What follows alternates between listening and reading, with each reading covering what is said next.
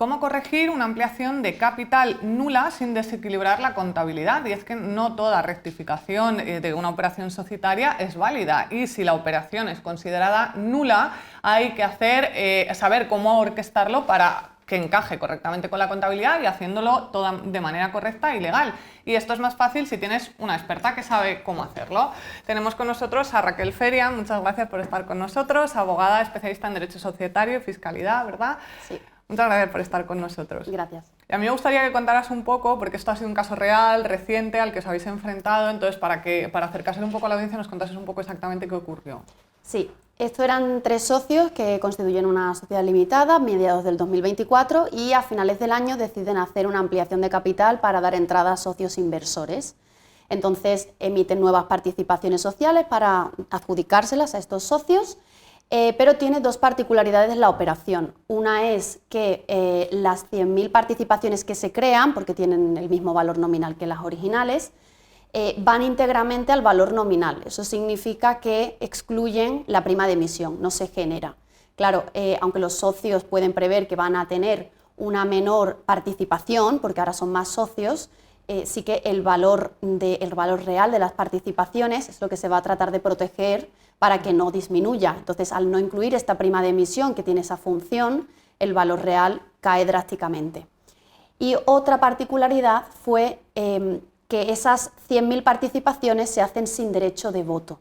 Esto es algo muy frecuente cuando se quiere que los socios fundadores, como es este caso, controlen las decisiones y dirijan la sociedad, que en este caso recaía sobre las participaciones ordinarias, que eran las de la Constitución, pero no se dieron cuenta o no se tuvo en consideración el límite del artículo 98 de la Ley de Sociedades de Capital, que te impide hacer todas las participaciones sociales sin voto que uno quiera, sino que solo puedes hacer hasta la mitad del capital social.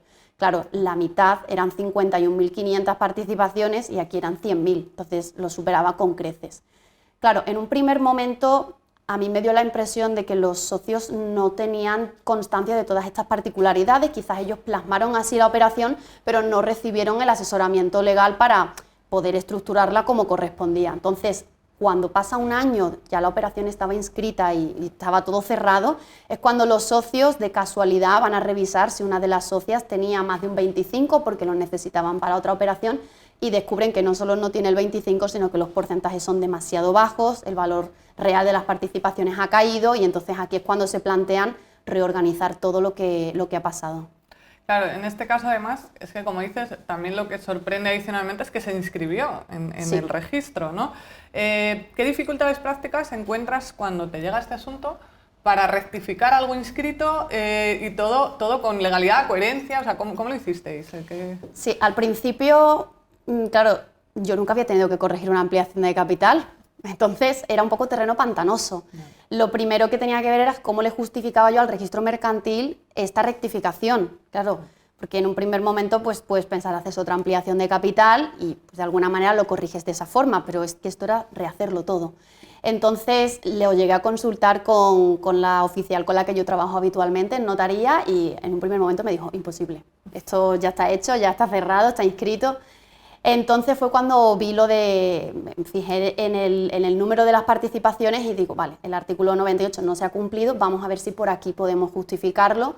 Y entonces, aunque el propio artículo no lo dice, sí que el efecto es la nulidad de pleno derecho. Entonces esto nos podía permitir rectificarla. Lo que pasa es que también decir claramente al registro esto es nulo era un poco arriesgado, así que bueno, simplemente le justifiqué en el artículo 98 y ya pues rehice todos los términos. Aquí luego me encontré con otro problema, que era al rehacerlo, yo tenía que quitar todo lo que estaba en capital y dividirlo entre valor nominal y prima de emisión. Pero para que diera al céntimo con lo que ya se había aportado, porque al final ese dinero estaba ahí, no se podía mover de la sociedad, pues me salían participaciones con decimales. Y claro, no puede haber participaciones con decimales. Entonces, aquí tuve un poco un dilema, si lo redondeo hacia arriba, al final la aportación es superior que la que ya han hecho, entonces tienen que hacer una ampliación de capital adicional, pero si redondeo para abajo, pues acaba siendo una aportación inferior y tengo que hacer una reducción de capital para devolver aportaciones. Entonces esto no me terminaba de cuadrar, porque digo, si al final yo estoy haciendo una rectificación, para eso estoy utilizando otras operaciones, no, había algo que no me cuadraba de esa...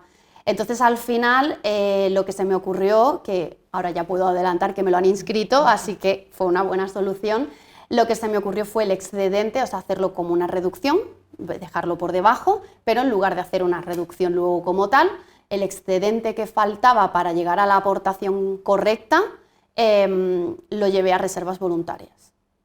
Esa fue un poco la solución. Lo han inscrito. Y me lo han inscrito, así que bien. Enhorabuena.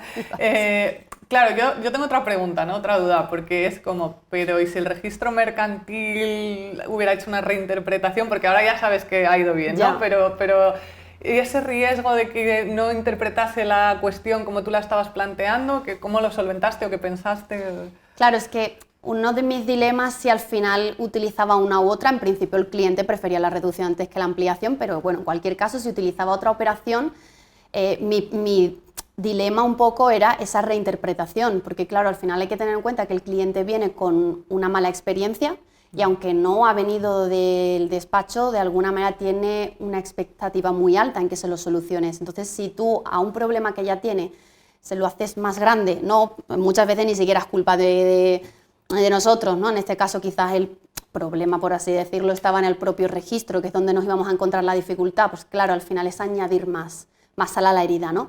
Entonces yo intenté quitar todos los riesgos que hubiera, porque al final la propia operación ya tenía mucha complejidad, porque al meter la vía de las reservas voluntarias esto era totalmente anómalo. Yo nunca he hecho ampliaciones dotando las reservas voluntarias, siempre todo valor nominal y prima.